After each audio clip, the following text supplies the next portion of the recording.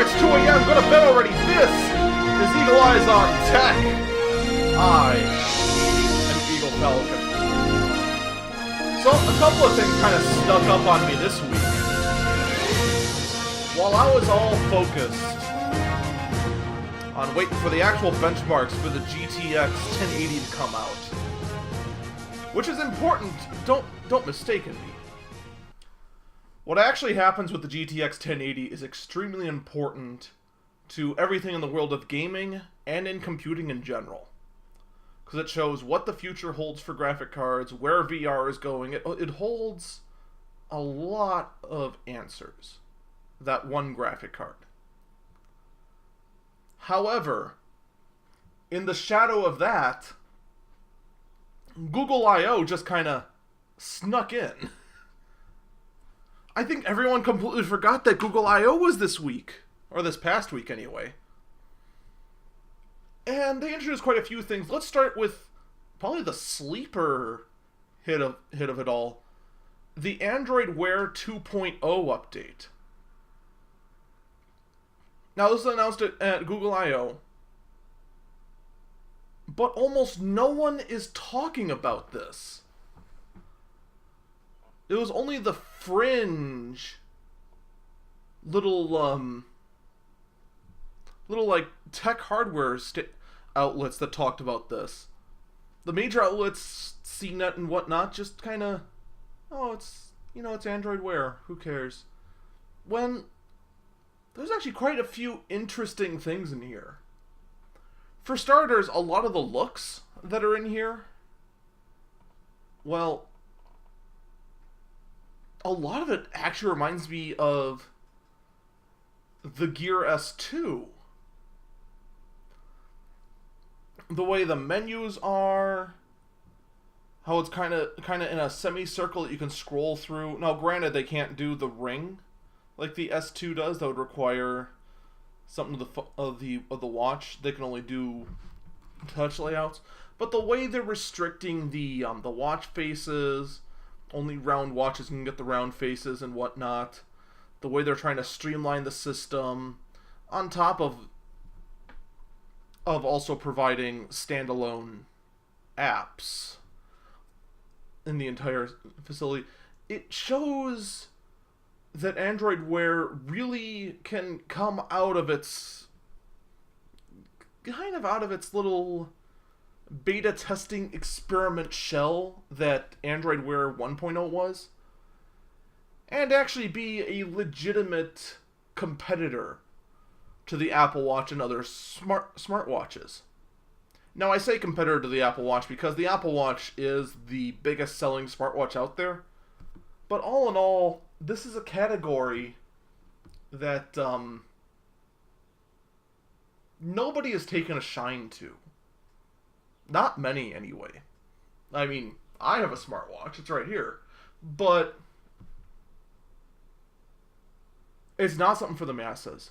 The only ones I see with smartwatches are either the super nerds like me, or just the Apple fanboys and fangirls who are just like, oh, I need to get this because I have an iPhone, and it's the latest Apple thing, so I must get an Apple Watch. That's pretty much where everyone's pretty much come down on it. I mean, that's basically the long and short of it. But it's going to include some new things like the Smart Reply, handwriting, which handwriting recognition, let's be honest. I think everyone pretty much assumes that there's only about a 10% chance it's going to recognize your handwriting, especially if your handwriting is as atrocious as mine. And then there is a swipe QWERTY keyboard on there too, which, as someone who has tried to type out on this S2, and the only keyboard they have is the kind of like the old school 10-digit keyboard you use for texting on flip phones. Oh my god, give me a QWERTY keyboard, like, right the fuck now. Just straight up give me a QWERTY keyboard. I need it. even the voice replies have been hit and miss on this guy, but that's mostly because Samsung's S Voice is absolute garbage. It's atrocious. It just doesn't work. There's supposed to be new fitness features and all that wonderful jazz. am very curious as far as how accurate fitness trackers are on wrists, cause comparing the pedometer on the watch to a real pedometer you keep on your pocket and attached to your leg, the watch is anywhere from 500 to 2,000 steps short of what the pedometer picks up. Every time. Well, not every time. But it is just blatantly makes me go, what the hell? And there's supposed to be new notifications as well. This is going to be something very interesting to keep an eye on, and I cannot wait to see how they handle this. Who knows? Maybe Android Wear will actually go somewhere. Unlike all of the various Google Messenger apps, which now we have 2 more added on to everything else.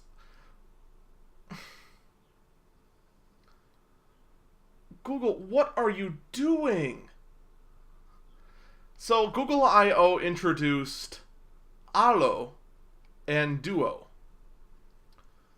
Duo is intended for video conferencing, and Allo is intended for quick messages and chat and emojis, kind of like Facebook Messenger.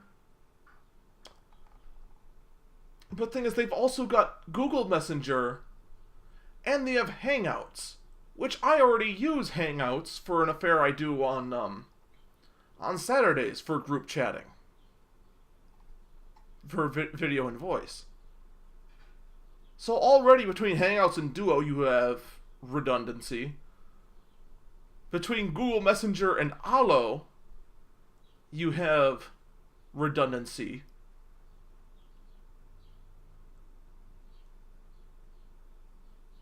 And as other apps such as Skype and Facebook Messenger have shown, you can combine the features of all of them into one. So what's the point?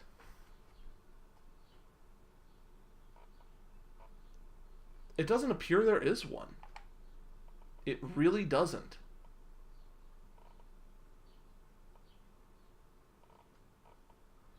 It's just like Allo came into existence just to be some sort of estranged love child between Twitter and AIM.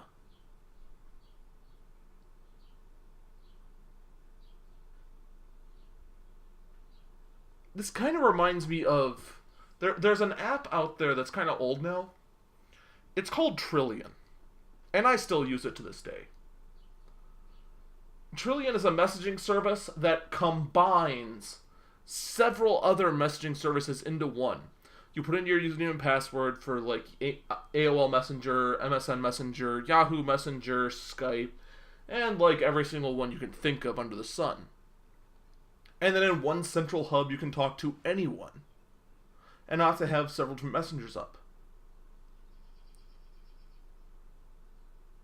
It's getting to the point now where Google needs a Trillion to combine their own internal messaging systems that they own. This is silly. Straight up silly. Almost as silly as bringing Android apps to the Chromebook.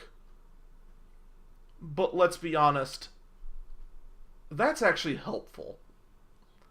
The Chromebook, for those who don't know, is this experiment that Google did a while ago that somehow accidentally got released into the wildlife. Chromebooks are laptops that only run Google Chrome. That's it. So everything you do has to be through a web browser. You don't have internet, it doesn't work, and all that other jazz. So now, the Chrome OS, which is what the Chromebooks run on, will get the Google Play Store. So that means all of the Android apps you could use on your phone will be able to run on your Chromebook.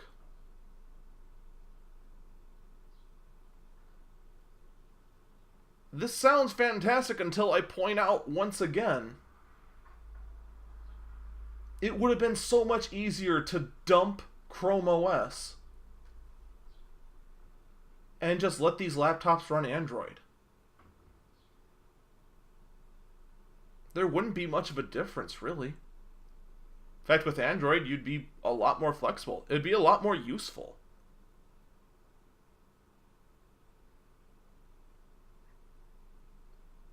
Well, much to my also surprise, Google also claims that Chromebooks have topped Macs in overall shipments to become number 2 in the popular PC operating system used in the US.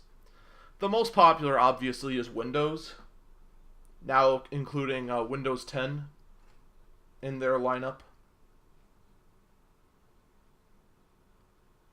But the fact that it's become number 2 makes me wonder if there are just that many suckers falling for Chrome OS, or if Apple's just suffering so much that they're getting beaten out by such a poor operating system. I suspect it's a mix of the two. I mean, let's be honest, Apple hasn't really done anything too creative with the Mac lineup in a long time.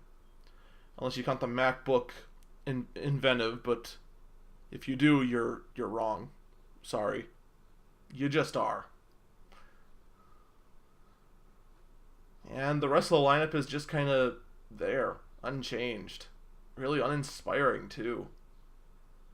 Even the MacBook clones are becoming more creative than the Macs themselves. Which is a shame. But we're talking about Google, not Apple. But speaking of Android, Android N was shown out, and if you are wondering what the N stands for, nobody knows. Literally, not even Google. But we'll get to that in a minute. But anyway, we've got a few features that are going to be coming out. For starters, we've got the Google Assistant. There is going to be a new assistant software that is supposed to mimic Siri and Cortana better. Which, fantastic. Instant apps. There's supposed to be apps that will be available on Android N that you can access in an instant.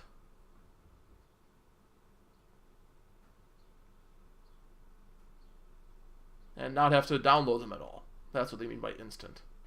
Not instant loading speeds, which is what we all want, really. Multi-window. You know that feature that was put on your phone by your manufacturer, you never realized it? That is finally going to be a base function. I know we all forgot that that's not a base function in Android. I certainly did.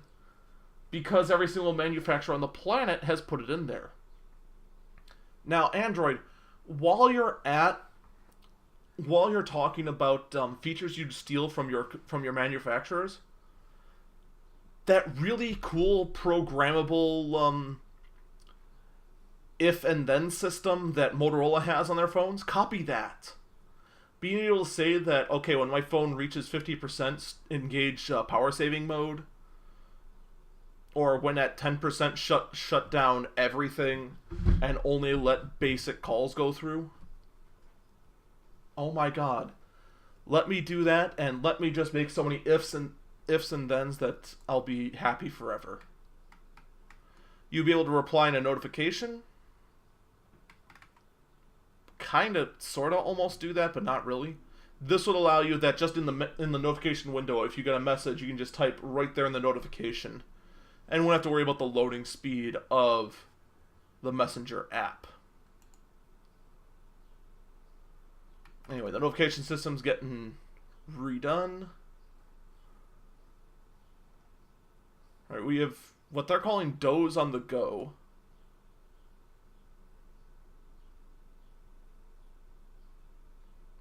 Alright, it's just another power saving feature.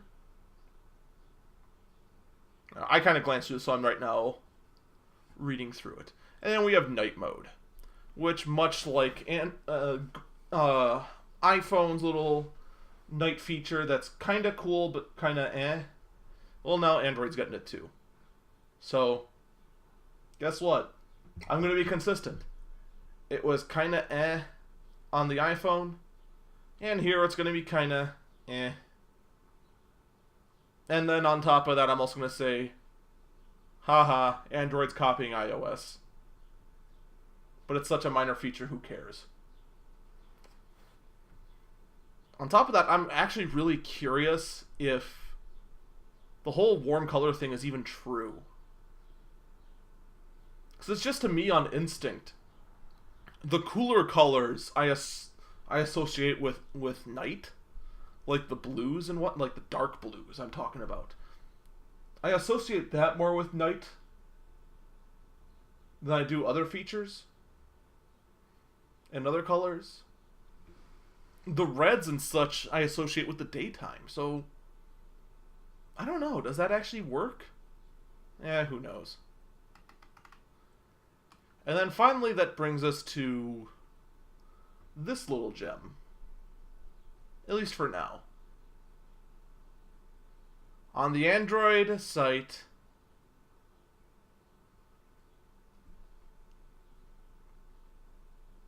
I have speculated for a while that what the heck could they call Android N? Turns out, not even Android knows.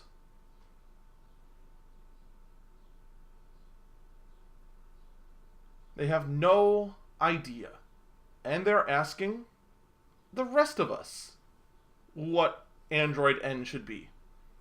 So, you too can go to android.com/version/name-n and submit your own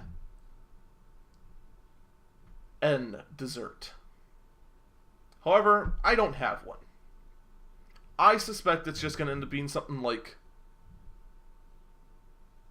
Nut Bar or Nutty Pie or something like that. This is just clear evidence that a boardroom meeting realized that we have no earthly idea what an N dessert can be. In any case, we still got a long way to go, a little more Google I/O to go through, and then some other wonderful stuff. I'll be right back.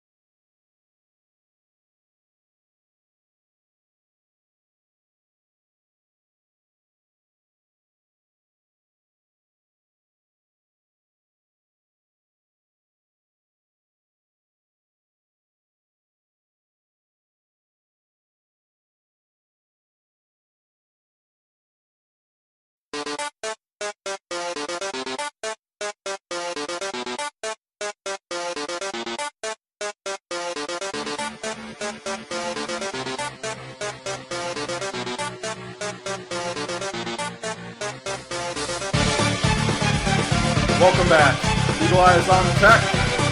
I am Eagle Falcon. So, naturally, because virtual reality is all the craze nowadays, Google had to do something with VR other than strap a cardboard box to a rubber band and plaster it on your face. So now we have Daydream, Which honestly, despite my sarcastic tone, that is not a bad name for a VR project. That is not bad at all. Props to you guys there. But in any case, the whole point is to kind of get into the whole thing of it and put a little bit more control over it. Bringing out specifications that manufacturers have to meet. To put a little bit of restriction as to what kind of phones can be used. And then to create a custom controller. Kind of make it more like an HTC Vive.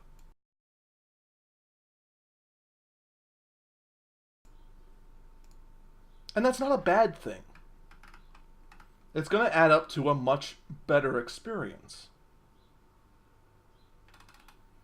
And what you see basically there is what you get. You get a headset, and you're going to get some kind of remote. Looks like a 2 or 3 button affair. It also looks really narrow on top of that. So, they announced that. There isn't much to talk about right now. Because it is in fact just that. It's just a project. Kind of like the Waze carpool little affair. So what is Waze carpool?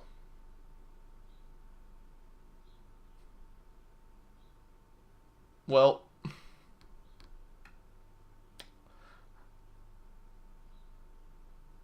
the Waze carpool app is Google directly competing with Uber and Lyft.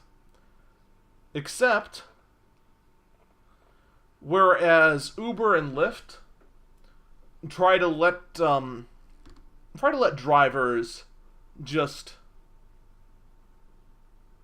become pseudo taxis, Waze actually is marketed as a ride-sharing app.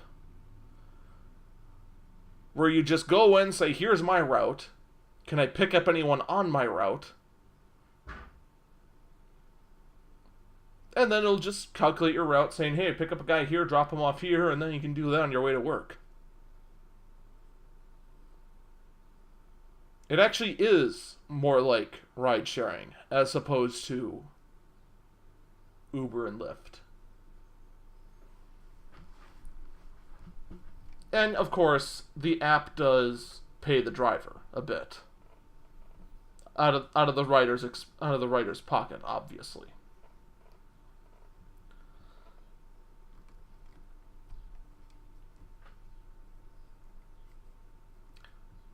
So, here's the thing with this. Uber and Lyft will most likely not be shaken in their shoes. This is an attack on them. I don't think it would do much to them. The original taxis, on the other hand,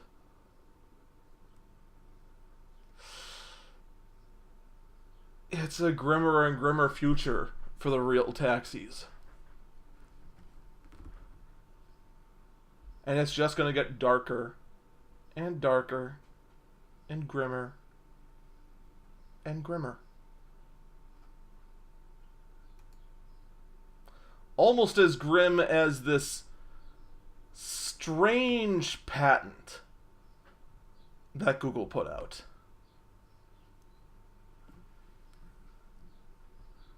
So, this is a thing. What can you say about this? Anyway, so Google's a patent out for a sticky layer to protect pedestrians from their self-driving cars. On the off chance that a pedestrian does get hit by one of these cars, the pedestrian would instead stick to the car instead of bouncing off it and being caused more damage. So you'd only get the fractured bones from the initial impact, not from being tossed over over the car, laying on the concrete, and breaking more bones that way. And then they say there's another layer on top of the sticky layer, that the sticky layer would only be exposed upon impact. That way, the front of your car does not collect all of the bugs, debris, and garbage, and everything that would normally just bounce off your car when normally driving.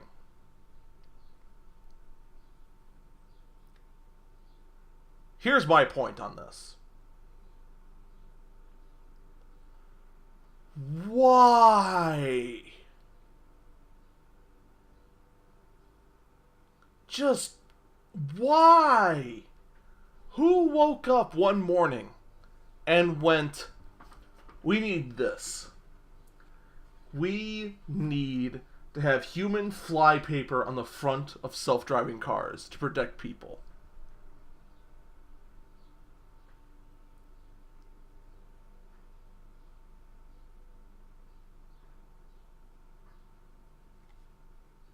If you can come up with this idea, I think you can do better than that.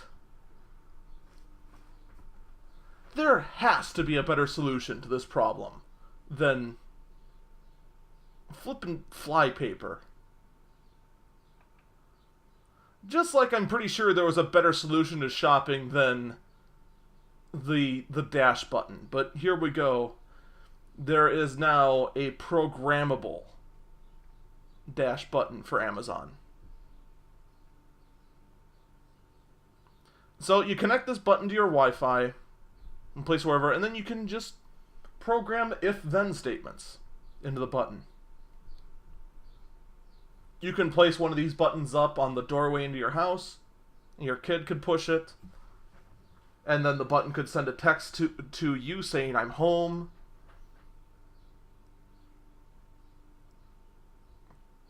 You could have it mark off things on a checklist, or have it order a pizza. You could have it do anything you want. It's an inventive little thing, for a lack of a better word. But again, why? I mean, that's cool, but really? Just really? Was this really something we were asking for? Is it really? I wonder. I don't think I'm going to be wondering for very long. It's just silly. Almost as silly as doing grocery shopping from Amazon itself, but they're pushing harder and harder into that too.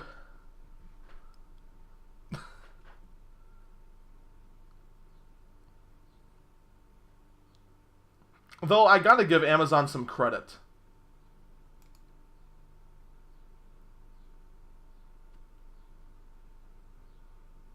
They have a very interesting vision for the future.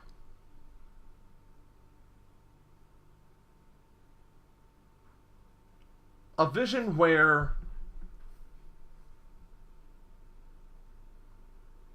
we can go and call a taxi that's done by a smartphone app, either through Uber or Lyft or some other affair like that. I'm sure Amazon also has some sort of back end to do their own version of it, whatever.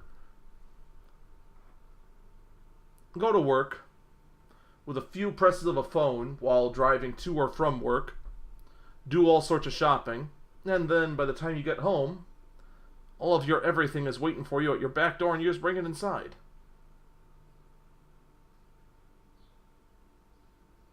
Now, they haven't come out and said that, but they basically have. I mean, yeah.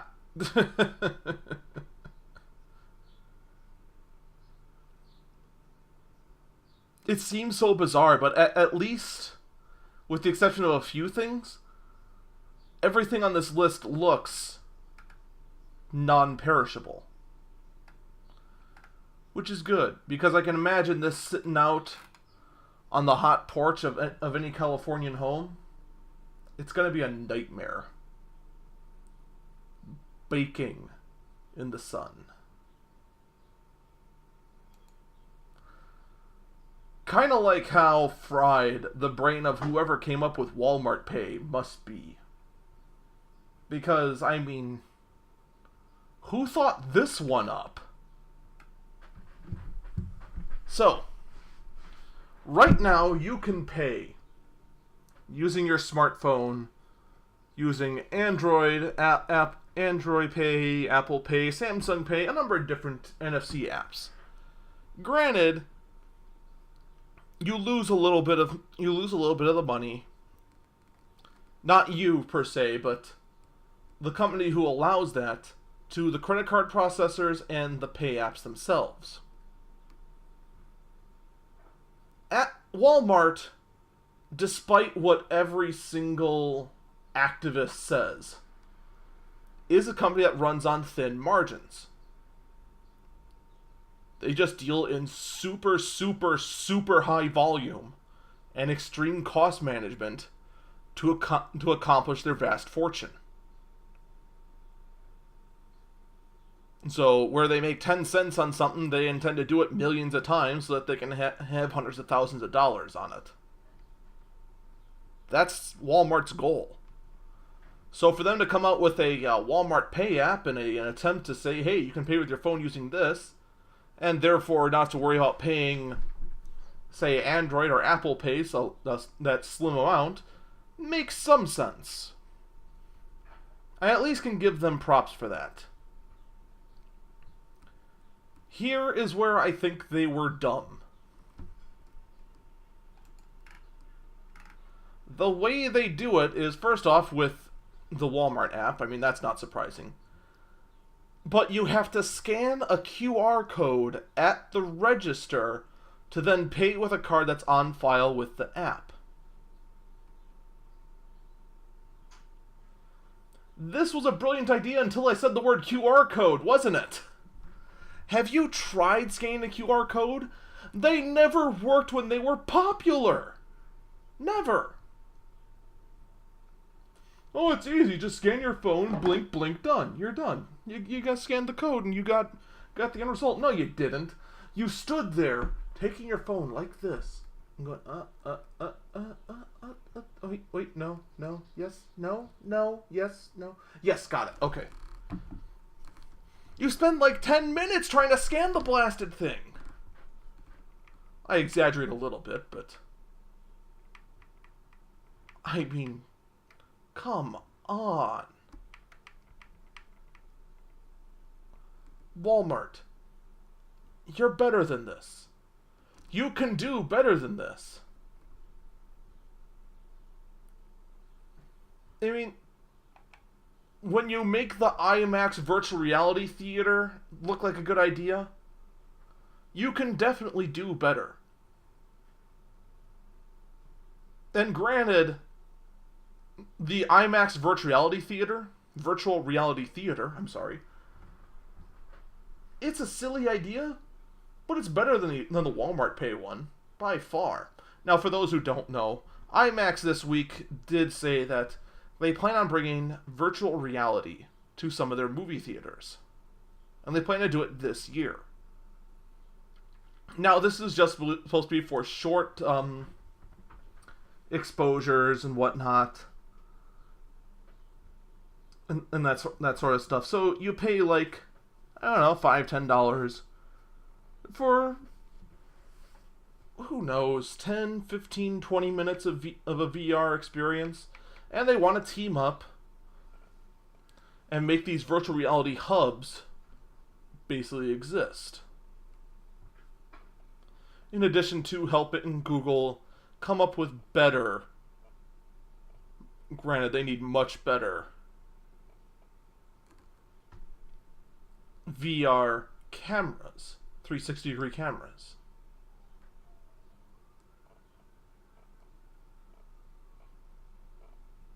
So, what do I think of this? I think it's not a bad plan. I mean, look at the cost of entry for VR.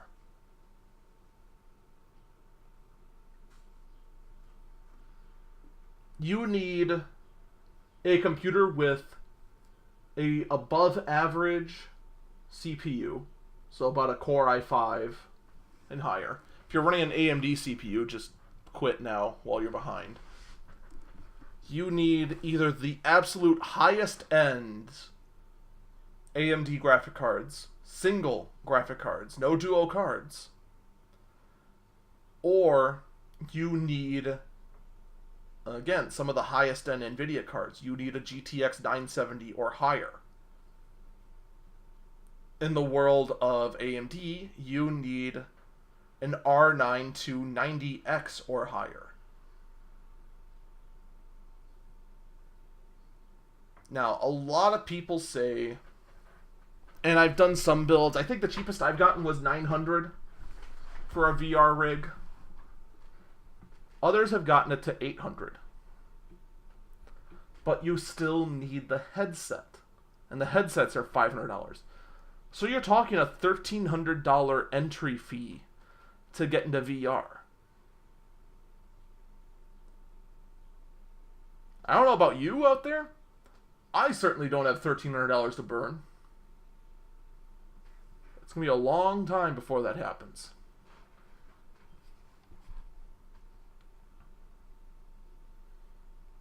But in any case, got a little bit more to cover, and then we're going to get to the GTX 1080 and what it means. I'll be back.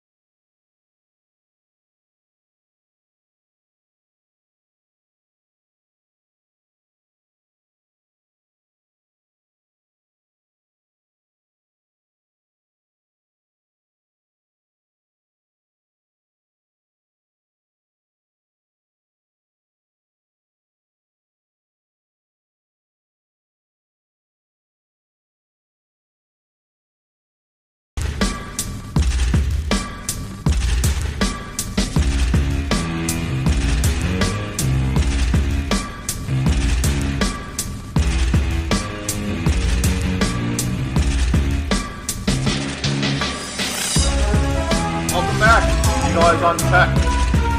I am Eagle South. So let's jump back into self-driving cars for a minute, because this stuff is absolutely fascinating. It is amazing that it still blows you away how quickly this is moving. Other people who are not as tech savvy were impressed with how quickly this was moving. A lot of people who are 2-3 times my age saying that they thought they never lived to see the day where cars drive themselves. Well, I knew I'd live to see the day where cars drove themselves. I figured it was only a matter of time. I definitely didn't think that would be now. So Uber is currently playing around with self-driving cars in Pittsburgh. They've got a Ford Fusion rigged up with what can only be described as what a child thinks that missile batteries look like, hooked up to the top of this car. There's like 6 cameras in a bay, a big camera on top of that, and then a LiDAR on top of that. For a jury-rigged setup, it doesn't look half bad. Oh, and then there's some other sensor, like, right under the front grille. And currently this thing is out, giving rides to people.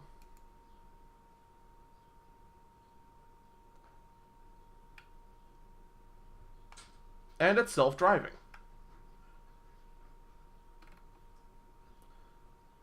And this thing's in a place, so I'm going to kill it. So, the driver's still in there, fortunately, in case anything goes wrong, and he's monitoring the situation. But they're picking up customers with it.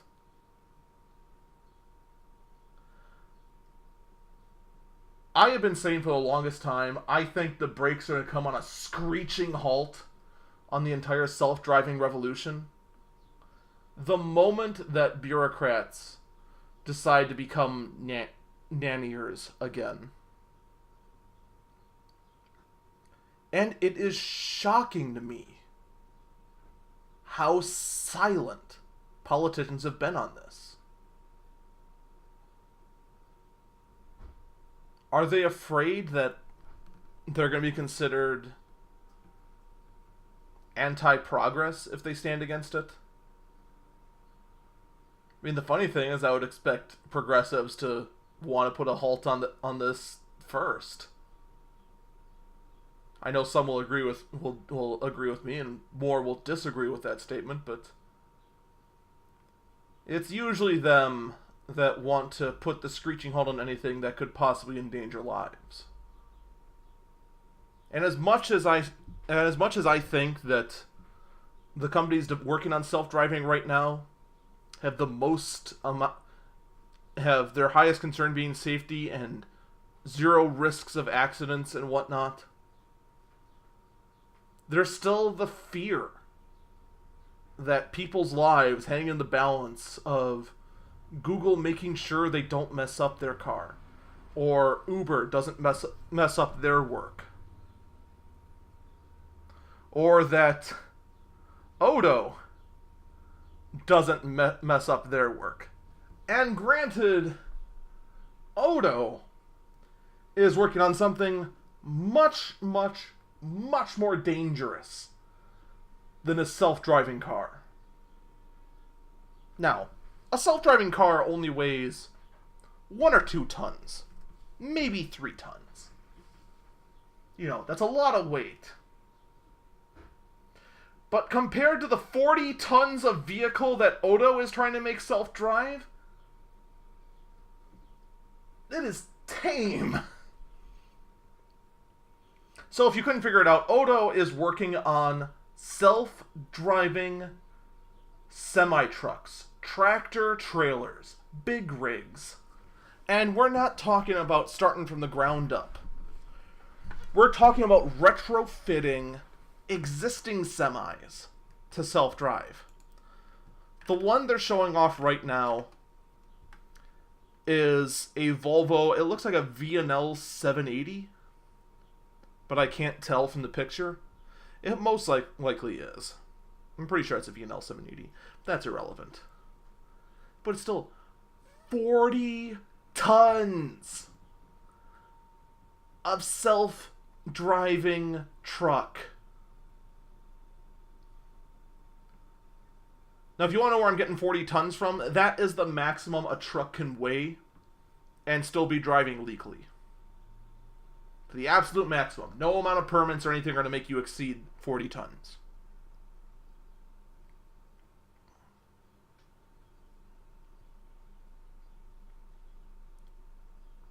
And of course, if you know anything about trucking, you want to carry as much as you can. So it's pretty safe to say, if you're a tractor truck, you've got 40 tons.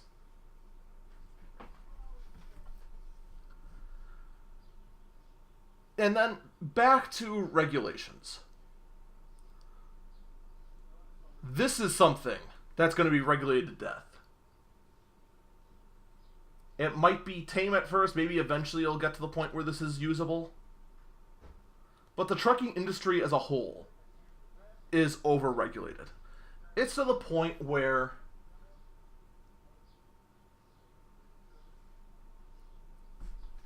you have to get an annual health checkup every year just to drive truck. There's only a certain number of hours you can drive each day. There's only a certain amount of hours you can drive each week when you drive truck. You are basically a slave to the law book in the world of trucking. And how those regulations are going to react to self-driving trucks, it's either going to be really good or really bad. And honestly, I hope it's really good. Now, this isn't the first self-driving truck out there. The first is done by Freightliner. This truck is currently still in operation out in Nevada. This is from the ground up, custom designed semi-truck. It's called the Freightliner Inspiration. And you can't get this right now. But this is just more proof that it's coming. Self-driving cars and trucks are coming. Now, if you are a trucker out there, or think about going into truck driving, and you think that this spells the death of the industry, it's not going to spell the death of the industry anytime soon. However, more than likely, these sort of self-driving features will probably mean that truckers will end up being paid less. Which is a shame, because you make a big sacrifice when trucking. You basically give up your life to truck. And I mean that literally. Still, it's going to be something interesting to keep an eye on. And trust me, as someone who finds these big rigs fascinating, I'll be keeping a close eye on this too. Especially in the Inspiration. But now, let's talk about... Let's go back to the graphic card world. So, the 1080 is coming out very soon. And now it is in the clutches of the benchmarkers. We are starting to get a real picture as to what the 1080 brings. The 1070, on the other hand, is not in anyone's hands yet. But the specs are out.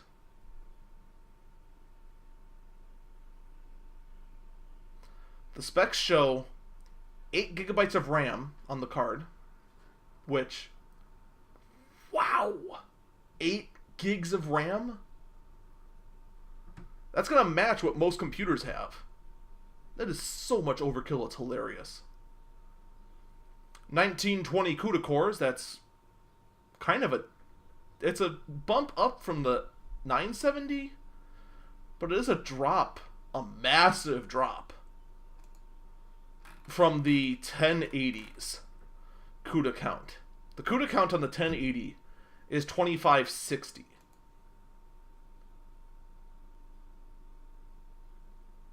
That's a 600 core count drop. That is huge.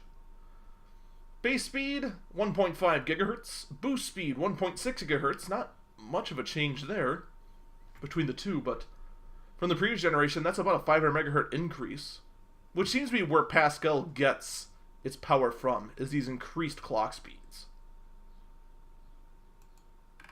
So, this could be interesting.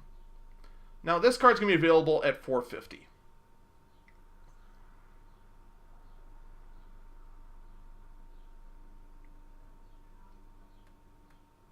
So, as I said last week, wait on getting a card. Wait about a month after this card comes out for the dust to settle.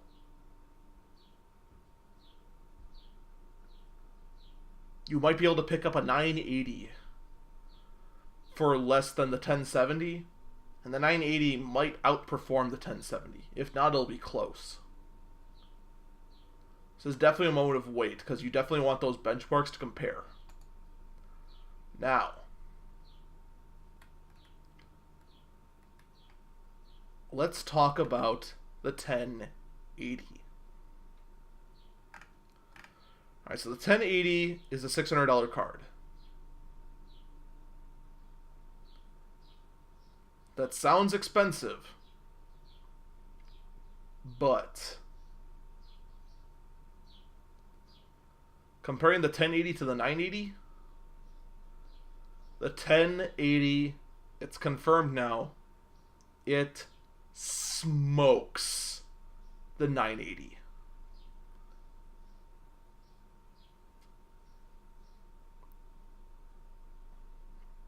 it is almost, from what I understand, according to these benchmarks, it is just shy of double the performance to previous generation. It is a huge increase. Underline huge. And on top of that, there's a few things I found out. I can't remember if it was last week or the week before, but I said that there's no way it's only one 8-pin. It is one 8-pin. It is a 180 watt card.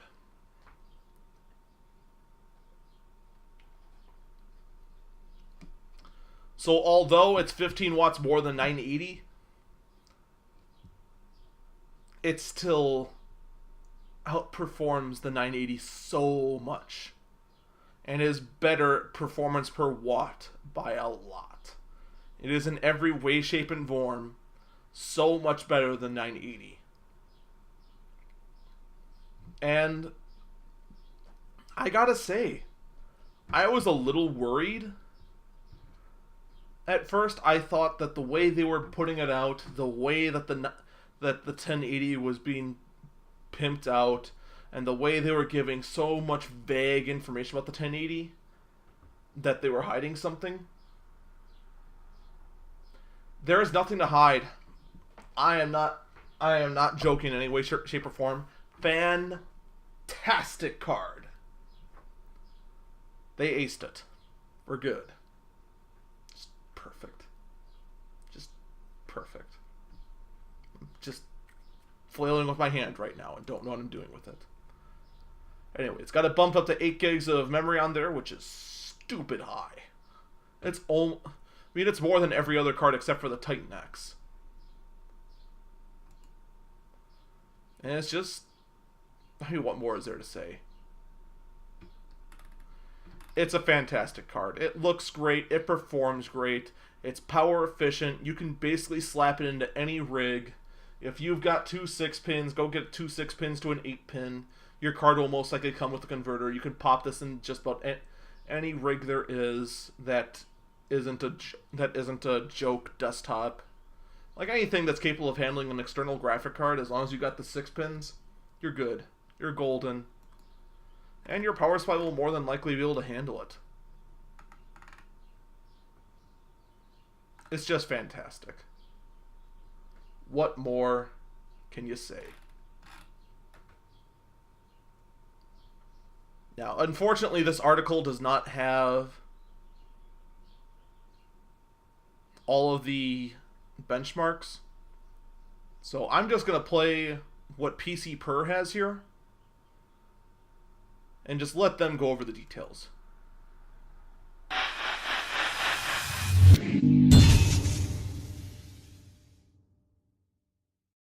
Hey everybody, welcome to PC Perspective. I'm Ryan Schrout. Today we're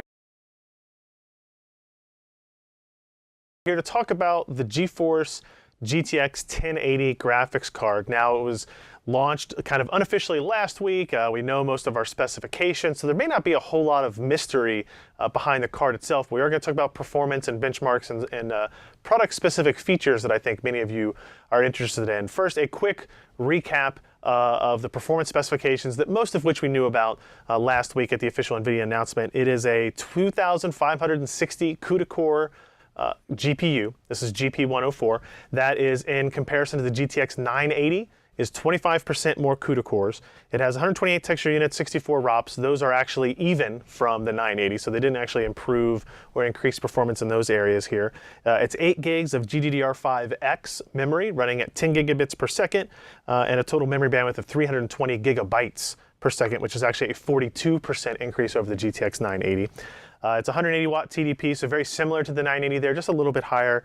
And it's built on 16 nanometer FinFET technology, which is obviously where it gets a lot of these performance advantages and clock speed advantages we'll talk about. It has 7.2 billion transistors, which is a 38% increase over the 980. Now, the most important specification, though, is on clock speed. The base clock of this card is 1607 megahertz, and the boost clock is 1733. That is 42% faster than the GTX 980 reference design. So we're looking at 25% more cores running at 42% higher clock speeds, and clearly this is going to be a much higher performing product than the GTX 980, and as it turns out, basically any other graphics card with a single GPU on it that we've ever tested. It is interesting from an architectural standpoint to note that GP104 hasn't really changed. Pascal hasn't really changed from Maxwell very dramatically. The lead engineer over there actually told me that it has the same clocks or same flops per clock as Maxwell. So essentially it will do the exact same amount of work per clock cycle as Maxwell does, but it obviously has significantly more shaders and higher clock speeds, so we're still going to get a fairly sizable performance boost. They reorganized some stuff in the architecture. You now have 5 SMs, simultaneous multi-threaded processors, inside each GPC, which is a graphics processing cluster. For those who care, it's really just a kind of reorganization and a rebalancing of rasterization versus shading on the GPU level. So they obviously saw workloads kind of shifting and changing a little bit, either in games or in VR, that they felt that move was necessary, but it doesn't really change the overall performance for us as gamers really noteworthy. They did a lot of work on the move to 16 nanometer and kind of tweaking those critical paths through the GPU. Now, what's interesting to note is your slowest path determines what your highest clock speed can be. And they actually mentioned that when they first started doing kind of bring up and more design on Pascal, that their initial boost clock was actually 1300 and something megahertz, and they eventually were able to get it up to 17 through tweaking those critical paths. So it's an impressive engineering feat. So even though I say they didn't change the architecture much, their architectural engineers still had a lot of work to do to get the performance levels that we're at here. They did add a new SMP block called simultaneous multi-projection that goes inside the polymorph engine, which is where all the geometry happens. We'll have a lot more detail on this in our full review on PCPro.com and in our live stream we're going to do with Tom Peterson on launch day, which if you're watching this on launch day is today, that this functionality basically allows for multiple independent... It was starting to drone on there a bit. And that was actually a lot longer than I expected anyway. So there are a few I was hoping he was going to get to the benchmarks in time, but he didn't, unfortunately. Nor did their article really touch on the benchmarks, unfortunately, a whole lot. It was more about the architecture. Which actually is kind of fascinating that the architecture itself is very similar to Maxwell. That's actually kind of unlike NVIDIA. Usually when they do that, they just call it the same thing. But regardless, that's almost irrelevant at this point. The point is that the 1080 is here. It's a fantastic card. And it's the new high mark. That's the important thing here. It's the new high mark, and AMD has got to be able to jump this hurdle. That's it from me today. Take care, everyone. Rest well. We'll see you next week.